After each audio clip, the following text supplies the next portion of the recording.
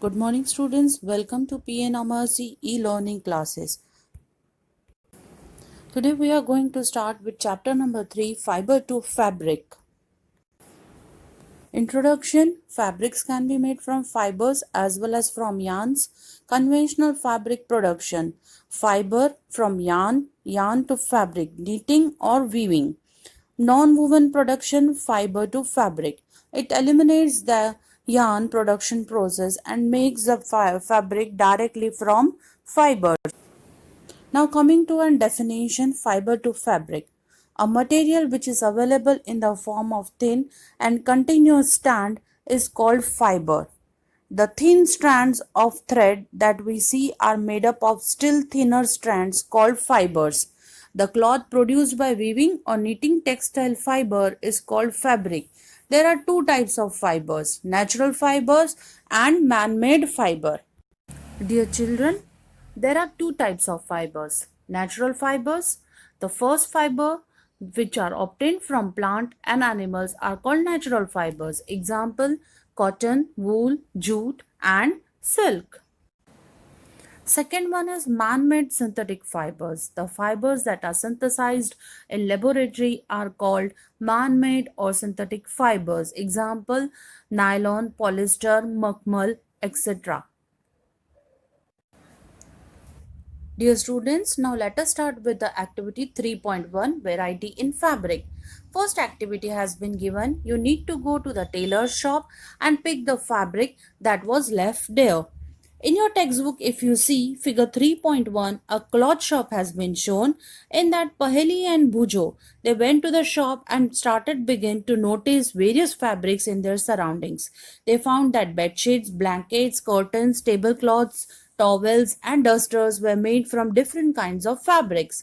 Even their school bags and the gunny bags were made from some kind of fabric. They tried to identify these fabrics as cotton, wool, silk, or synthetic.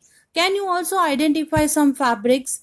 Activity 1 has been given to you that has shown that enlarge view piece of a fabric. Now coming to an activity 2, that is figure 3.3, pulling a thread from a fabric.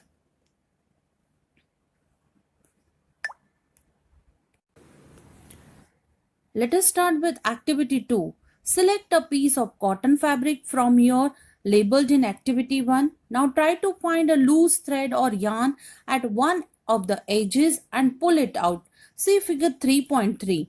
If no loose yarns are available, you can gently pull one out with a pin or a needle. We find that a fabric is made up of yarns arranged together. What are these are yarns made up of? Now, coming to an 3.2, fiber. Activity 3 has been given to you. In that, figure 3.4, if you can see, splitting the yarn into thin strands. Take out a yarn from a piece of cotton fabric. Place this piece of yarn on the table. Now press one end of the yarn with your thumb. Scratch the other end of the yarn along its length with your nail as shown in figure 3.4. Do you find that at this end the yarn splits up into thin strands? Now, if you see that thin strands in figure 3.5, you might have observed something similar when you try to thread a needle. Many a time, the end of the thread is separated into a few thin strands. This makes it difficult to pass the thread through the eye of the needle. The thin strands of thread that we see are made up of still thinner strands called fibers. Fabrics are made up of yarns and yarns are further made up of fibers. Where do these fibers comes from? The fibers of some fabrics such as cotton, jute, silk and wool are obtained from plants and animals. These are called natural fibers. Cotton and jute are examples of fibers obtained from plants. Wool and silk fibers are obtained from animals. Wool is obtained from the fleece or sheep or goat. It is also obtained from the hair of rabbits, yak and camels. Silk fiber is drawn from the cocoon of silkworm. For thousands of years, natural fibers were the only one available for making fabrics. In the last 100 years, all fibers are also made up from chemical substances which are not obtained from plant or animal sources.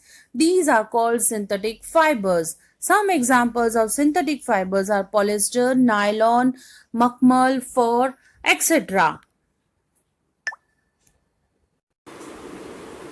Thank you, dear students.